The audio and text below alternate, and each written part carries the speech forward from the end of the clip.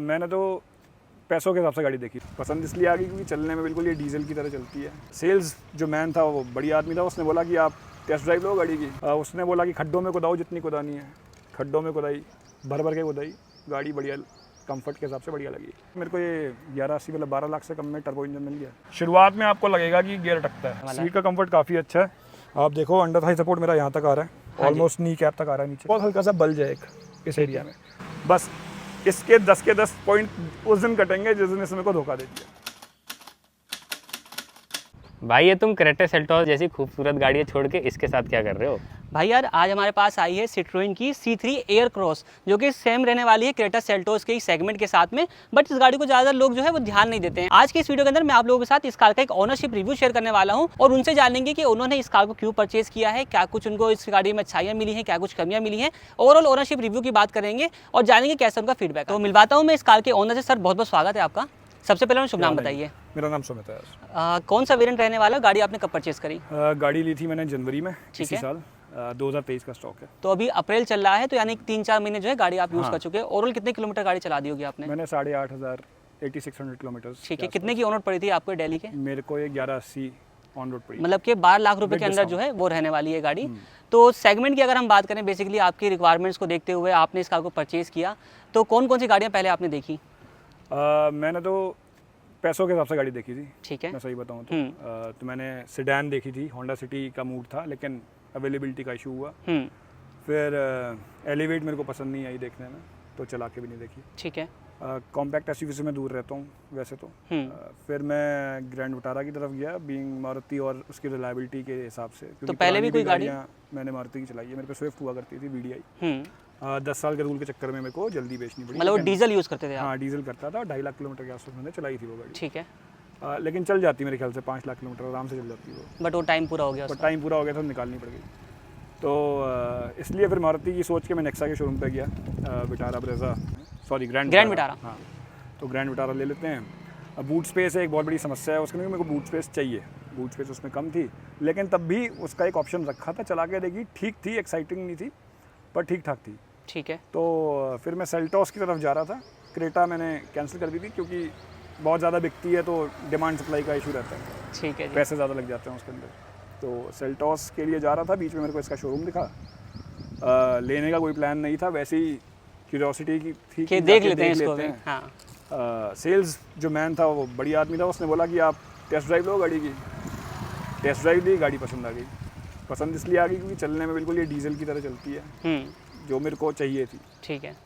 NVH level वैसा नहीं है डीजल वाला, लेकिन हाँ चाल जो है इसकी वो वैसी है, डीजल वाली इंजन है इसका। ठीक है। उसने बोला कि खड्डों में कुदाओ जितनी कुदानी है, खड्डों में कुदाई, भर भर के कुदाई, गाड़ी बढ़िया कंफर्ट के हिसाब से बढ़िया लगी। मतलब कि उस टाइम पे जो आपकी रिक्वायरमेंट थी इस गाड़ी ने आपकी रिक्वायरमेंट को जो है फुलफिल कर दिया। हाँ, क्योंकि उसके बाद जब रेट पूछा ना तो फिर वो प्लस सारे चेक लग गया, टिक हो गए। तो जो कमियां थी ना वो भी फिर सही हो गई, आदमी छोड़ देता। जैसे ठीक है प्रोजेक्टर लाइट आजकल चल रही है, मेरा भी मूड था चलो मिल जाए क्या बुरा है। हाँ। लेकिन ऐसी कोई स्पेशल नीड नहीं है। मतलब कि बेसिकली आपको जो गाड़ी चाहिए थी वो चलने में अच्छी हो, एक अच्छा बूट स्पेस देती हो, इस तरीके से आपको दिखने में अच्छी हो, मतलब लगे कि हाँ अगर गाड़ी बड़ी ली है तो वो बड़ी दिखे। तो सेल्टोस की तरफ जा रहे थे तो उसको नहीं देखा आपने? सेल्टोस के रेट बहुत ज़्यादा है ना। टर्बो इंजन मेरे ख्याल से 18-20 लाख का पड़ता है। मेरे को ये 1180 मतलब 12 लाख से कम में टर्बो इंजन मिल गया। ठीक है। और वो 4 सिलेंडर इंजन है तो उसका एवरेज थोड़ा कम रहता है। मेरे हिसाब से 13-14 देगी, ट्रैफिक में और कम दे देगी। मैं एग्जैक्टली नहीं बता सकता, जो यूज़ करते हैं उनको पता होगी एग्जैक्टली क्या देती है। मेरे को ये 15-16 सिटी के अंदर दे देती है। बट ये 3 सिलेंडर इंजन है? नहीं, जो इसकी रिफाइनमेंट है चलते हुए बहुत सही है, कोई आवाज़ नहीं आएगी। जब स्टार्ट करोगे तो हल्का सा पता चलेगा 3 सिलेंडर है। तो कुछ ऐसा है कि कैबिन में मालूम पड़ता है या फिर कैसा? थोड़ी बहुत सीट जिस पे वेट नहीं होता वो हल्की सी हिलेगी आइडल पे, लेकिन जैसे ही आप क्लच दबाओगे वाइब्रेशन खत्म हो जाएगी, जो थोड़ी सी भी होगी वो भी खत्म हो जाएगी। तो चलने में बात की जाए, चलने में जो आप कंपेयर करो डीजल इंजन चला रहे थे अब तक आप, तो उस तरीके का आपको एक अच्छा फील मिल रहा था। तो वैसा फील कहा जाए तो कुछ कंपैरिजन में आता है? बिल्कुल वैसा है। अब मैं आपको ऐसे बताऊं कि मेरी कंफर्टेबल स्पीड जो होती थी ना, जो बॉडी मसल मेमोरी की एक स्पीड होती है, हाँ, तो मैं स्विफ्ट चलाता था 90 पे। 90 की मेरी कंफर्ट स्पीड थी। ठीक है। 100-110 मैं ज़्यादा चलाऊंगा या 120 पे चलाऊंगा तो मैं थक जाता था। वो आपकी लिमिट हो गई? वो मेरी लिमिट होती थी, मैं थक जाता था, उसको बहुत लंबा नहीं चला सकता था। ये 80-90 से उठ के 120-130 पे आ गई है कि मैं इसको 120-130 पे चलाऊंगा, कंफर्टेबली भी कंफर्टेबली चलाऊंगा, मैं थकूंगा नहीं। तो ज़्यादा रनिंग कहाँ रहती है, सिटी में रहती है या हाईवेज वगैरह मेरी पे? सिटी पे रहती है, तो गाजियाबाद से दिल्ली आप लगा लो, महरौली वाली साइड मतलब अंडर ट्रैफिक रहते हो आप थोड़ा बहुत? मिक्स रहता है। हाँ। मिक्स रहता है। इवनिंग तो फुल ट्रैफिक होता है, सुबह मैं थोड़ा जल्दी निकलता हूँ तो ट्रैफिक कम मिलता है। तो क्लच वगैरह का रिस्पॉन्स या फिर हैंडलिंग क्लच वगैरह? वैसे तो इसका ठीक लगता है, लाइट लगता है, लेकिन जैसे ही आप इसको ट्रैफिक में चलाओगे ना तो आपको हैवी लगना शुरू हो जाएगा।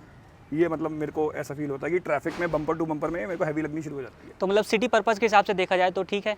बढ़िया है। माइलेज वगैरह की बात करें, मिक्स आप चला रहे हो गाड़ी, क्या कुछ आपको मिल रही है इस वाली गाड़ी से माइलेज? मेरे को अभी तक इसकी 16 साढ़े 16 मिली है इन सिटी? इन सिटी हाईवे, क्योंकि हाईवे पे देने को ये दे देगी 19-20, लेकिन जितना इसका टॉर्की नेचर है और जब इसको भगाते हो ना तो ये 110-120 पे जब चलाओगे, जैसे ही 2000 आरपीएम टापती है गाड़ी, हाँ, तो एवरेज इसका सिटी वाला ही आ जाएगा। ठीक है जी। तो मतलब कि 16 के आसपास जो आप एवरेज बता रहे हो, तो ये तो फिर भी काफ़ी बढ़िया आपको एवरेज हाँ मिल रही बढ़िया है। है। मेरी ऑल्टो 800 एसी में इतना देती है 16। बस तो फिर बहुत अच्छा माइलेज जो है वो निकल रहा है। तो मतलब गाड़ी भी बड़ी है और ऊपर से आप देख रहे हो माइलेज भी आपको ठीक ठाक जो है वो मिल जाती है। पावर पूरी मिल रही है, रिफाइनमेंट भी पूरी है। 17 इंची का टायर है तो खड्डे वड्डे आराम से पी जाती है कोई दिक्कत। बट एक कमी रह जाती है इस वाली गाड़ी में, जो कि कंपेयर किया जाए अगर कंपटीशन से, फीचर में थोड़ी बहुत आपको चीज़ें कम मिलती हैं। देखो तो उस चीज़ को कैसे देखते हो आप? मैं ये बोलूँगा फीचर ना कंज्यूमर के हिसाब से है, किसकी क्या नीड है। मेरे को कोई दिक्कत नहीं है, जितने फीचर है मेरे लिए बिल्कुल ठीक है, लेकिन मेरे हिसाब से कंपनी को फीचर लोडेड गाड़ी भी दे देनी चाहिए कि जिन लोगों को फीचर लोडेड गाड़ी चाहिए वो ले सके। तो मतलब कि एक ऑप्शन और रखना चाहिए एक जो कि ऑप्शन इसमें दे नहीं दो, आता पैसे है। बढ़ा दो, जिनको लेनी है वो लेंगे। तो मतलब अगर देखा जाए कि जनरली आपको बेसिक रिक्वायरमेंट के हिसाब से जाना है तो ये गाड़ी आपको बिल्कुल परफेक्ट जो है वो मिल जाती है। अच्छा, हेडलाइट वगैरह की बात करें, क्योंकि प्रोजेक्टर जैसे आपने स्टार्टिंग में कहा नहीं आता, तो लाइट से कहीं कुछ दिक्कत आती है और कोई रात दिक्कत वगैरह नहीं में? आती। सब कुछ बिल्कुल भी बिल्कुल दिक्कत नहीं आती, बिल्कुल ठीक चलती है, बिल्कुल परफेक्ट जो है वो रहने वाला है। देखो मतलब जब तक डीआरएल जो हल्की हल्की शाम होती है ना, डॉन डस्क वाला जो मौसम टाइम होता है, उसमें इसके डीआरएल काम करते हैं। ठीक है। जैसे ही अंधेरा होगा तो हेलोजन चला लो, अब बढ़िया चलती है। तो ये एक नया ब्रांड है, जैसे कि मतलब इंडिया, वैसे तो ब्रांड जो है मेरे हिसाब देखो सर, नया तो इंडिया में है, वैसे तो 108 साल पुराना ब्रांड है ये, काफ़ी पुराना बाहर है, लेकिन वो बाहर है। इंडिया और में ऐसी कुछ उनकी जो है अभी ज़्यादा देखो, फैलाव नहीं हुआ है। फ्रेंच गाड़ी है, कई लोगों को लगता है चाइनीज़ है, ये चाइनीज़ नहीं है, फ्रेंच गाड़ी है। और सब लोग बोलते हैं जर्मन टेक्नोलॉजी। अब मेरे को ये बता दो, इंडिया में एयरफोर्स में प्लेन कहाँ के आते हैं? फ्रेंच प्लेन्स आ रहे हैं ना, तो टेक्नोलॉजी तो उनके पास भी है। ठीक है, गाड़ियों में थोड़ा लेट आए हैं इंडिया में। बट देखा जाए फिर भी कंपेयर करें तो इंडिया के अंदर अभी इतना कुछ इनका फैलाव नहीं है। नहीं अभी तो नहीं है। कहीं ना कहीं कुछ ऐसा नहीं लगता आपको फील किया, नई आप प्रोडक्ट लगा रहे हो, 12 लाख रुपए खर्च करने जा रहे हो इस वाले ब्रांड के ऊपर, कहीं कुछ दिक्कत ना आ जाए फ्यूचर में, कहीं आप लॉन्ग ट्रिप वगैरह पे गए हुए हो, वहाँ पे कुछ फेलियर वगैरह आ जाए, ऐसा कुछ माइंड में? नहीं, देखो अगर जो दिक्कत आनी होती है ना, वो शुरुआत में 1-2 हज़ार किलोमीटर में आ जाती है, जिसको हम लेमन कार्स बोलते हैं कि गाड़ी बिल्कुल ही फैक्ट्री से ही खराब आई है। किसी भी कंपनी की हो सकती है, वो शुरुआत के 3-4 हज़ार किलोमीटर में बता देगी कि मालूम पड़ जाएगा कि मतलब क्या रहने वाला कि है। दिक्कत है। तो मैंने इसकी लॉन्ग ट्रिप की है, 1200 किलोमीटर की, हिमाचल गया था मैं। हाँ जी। तो चलने में कोई दिक्कत नहीं आई। हाँ, बस इतना देखना होता है कि कहीं गाड़ी ठोक मत देना, क्योंकि फिर टो फिर करके दिक्कत ले जाना थोड़ा भारी पड़ जाएगा, अदरवाइज तो अभी तक जो है सब कुछ परफेक्टली जो है वो अपना चल रहा है। परफेक्ट। आइए अंदर बैठते हैं गाड़ी के और आपको कुछ और चीज़ें बताते हैं, जैसे कि सर अपनी हाइट बताइए। मेरी हाइट 6 के आसपास है, 5 साढ़े 11। ठीक है जी। तो आपने कहा कॉम्पैक्ट एक्सयूवी सेगमेंट आपको देखना नहीं था। हाँ। इस सेगमेंट में मतलब इस प्राइस रेंज में कॉम्पैक्ट एक्सयूवीज के अंदर काफ़ी ऑप्शंस मिल जाते हैं, भर भर के मिल जाते हैं। ना जाने का क्या रीज़न रहा? देखो, एक तो अंदर उतरना निकलना फ़र्क पड़ता है, क्योंकि देखो जो मेन कॉन्सेप्ट मेरे को समझ आता है ना, इसका लॉन्गर व्हील बेस है, मिड साइज एसयूवी है तो लॉन्गर व्हील बेस है, तो गाड़ी नीची होएगी और ऊंची भी होएगी। हाँ जी, जो दोनों चीज़ें आपको मिलेंगी। सुकून होगा वो बड़ा होगा। कॉम्पैक्ट एसयूवी के साथ क्या है कि उसका व्हील बेस छोटा है और हाइट बढ़ाते हैं वो, और ऊपर से गाड़ी नीची रहती ताकि है, वो दिखे। तो उसमें ना फिर सुकून छोटा आ जाता है, तो 6 फुट वाले आदमी के लिए थोड़ी सी दिक्कत हो जाती है। ठीक है जी। तो इंग्रेस और एग्रेस के लिए आपको जो है इसमें मेरे को कोई दिक्कत नहीं होती, नॉर्मल जैसे आदमी बैठता है वैसे बैठ जाता है। ठीक है, और आपको इस वाले वेरिएंट में हाइट एडजस्टेबल सीट जो है वो भी मिल जाती है। हाइट एडजस्ट मिल जाती है, driver side only. Gear shifting वगैरह में कहीं कुछ प्रॉब्लम? शुरुआत में आपको लगेगा कि गियर अटकता है, शुरुआत में मेरे को भी लगता था कि गियर अटकता है, लेकिन फिर गाड़ी से और आपका एक रिश्ता बनता है ना, जब आप थोड़ी चलाते हो तो उसका स्मूथ हो जाता है। अब गाड़ी कहीं कोई गियर नहीं अटकता मेरा इसके अंदर, मतलब वो हैबिचुअल होने की बात है। हैबिचुअल होने की बात है, क्योंकि शुरुआत में मेरे को लगता था कि इसकी गियर अटकते हैं। और इस पे स्टीयरिंग व्हील का रिस्पॉन्स अच्छा प्रिसाइज है, मतलब इजीली जो है वो आप जैसे कि स्विफ्ट के हिसाब से आप स्विफ्ट चलाते हुए आ रहे थे, उसके हिसाब से गाड़ी अब मिड साइज में आ गई है, तो उस तरीके से आपको रिस्पॉन्स मिल जाता है। हाँ, मतलब चलाने में आपको दिखने में एसयूवी लगेगी आपको, लेकिन चलाने में इसकी जो चाल का तरीका है ना, वो एक हैचबैक वाला ही है। ठीक है। सीट की अगर हम बात करें, सीट का कंफर्ट वगैरह कैसा रहने वाला है? सीट का कंफर्ट काफ़ी अच्छा है। आप देखो अंडर थाई सपोर्ट मेरा यहाँ तक आ रहा है, ऑलमोस्ट नी कैप तक आ रहा है नीचे, मतलब जो कि कंप्लीट फुल रहने वाला है। फुल लेंथ है इसकी, कोई दिक्कत नहीं है। इसका अगर आप यहाँ देखोगे ना, नॉर्मल गाड़ियों में मेरी स्विफ्ट में तो नहीं था, इसमें है।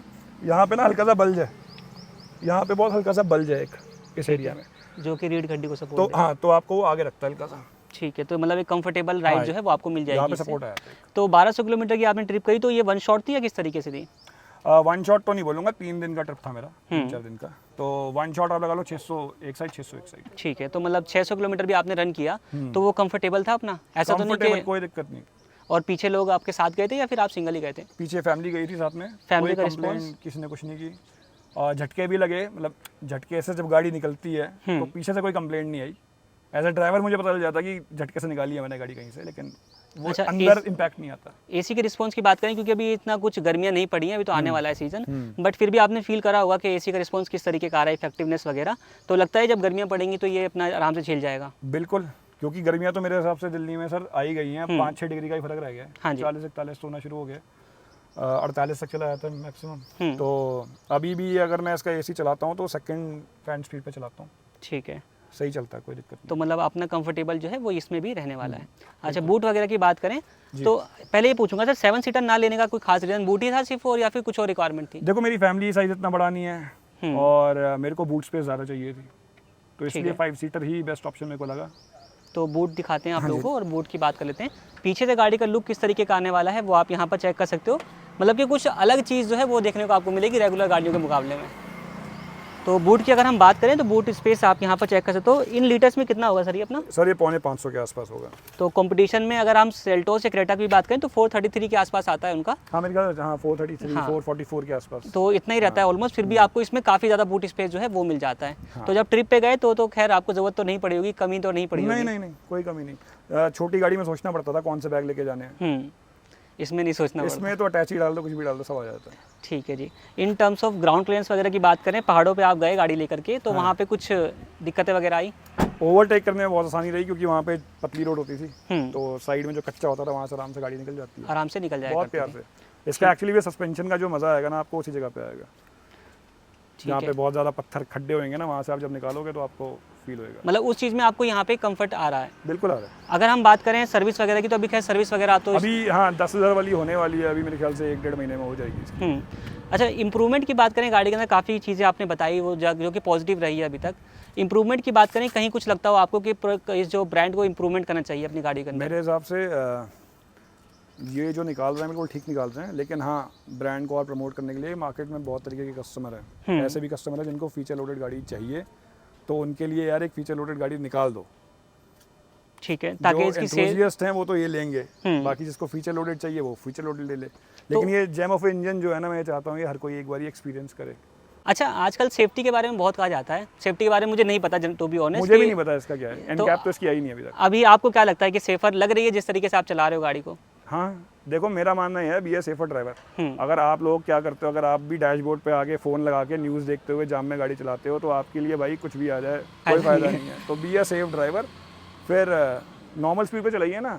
अगर एन कैप की भी बात करोगे तो 65 की स्पीड पे चेक होती है उसकी स्पीड। 65 रहती है। हाईवे की स्पीड हमारी 90, 100, 120, लोग तो यार 150 भी चलते हैं। ठीक है जी।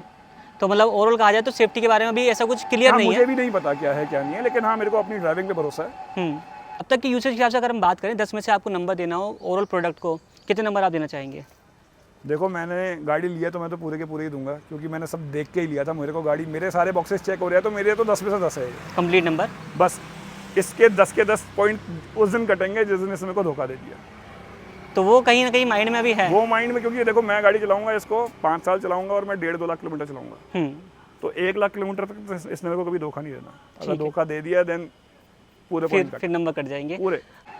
तो अब इस वाली वीडियो को हम लोग यहीं पर रैप अप करते हैं। भाई का भी एक अपना यूट्यूब चैनल है जिसके ऊपर ये सारी चीज़ें जो है अपडेट करते रहते हैं, क्योंकि हाँ, मैं करता हूँ। ये वीडियो हम लोगों ने वन शॉट बनाया, तो हो सकता है कि बहुत सारी चीज़ें छूट जाएं जी, जिसके बारे में भाई जो है अपने चैनल में बताते रहेंगे। भाई का एक इंस्टाग्राम अकाउंट भी है और अपना यूट्यूब चैनल भी है, जिसके लिंक आपको डिस्क्रिप्शन में मिल जाएंगे। किस नाम चैनल है भाई मेरा अपना? यूट्यूब का चैनल भाई जेट सेट जूम के नाम से है। ठीक है, JAT जेट सेट जूम, सब तो इकट्ठा है विदाउट स्पेसेस। ठीक है जी, लिंक आपको डिस्क्रिप्शन में मिल जाएगा, आप इन्हें कांटेक्ट कर सकते हैं। बाकी इस ओनरशिप रिव्यू के अंदर यही रहने वाला है। अगर आपने भी अपनी कार का ओनरशिप रिव्यू हमारे साथ शेयर करना है तो आप हमें कांटेक्ट कर सकते हैं। हमारी इंस्टाग्राम आईडी और अपनी ईमेल आईडी जो है वो आपको डिस्क्रिप्शन में मिल जाएगी। बाकी इस वीडियो के अंदर इतना ही। वीडियो देखने के लिए आप लोगों का धन्यवाद।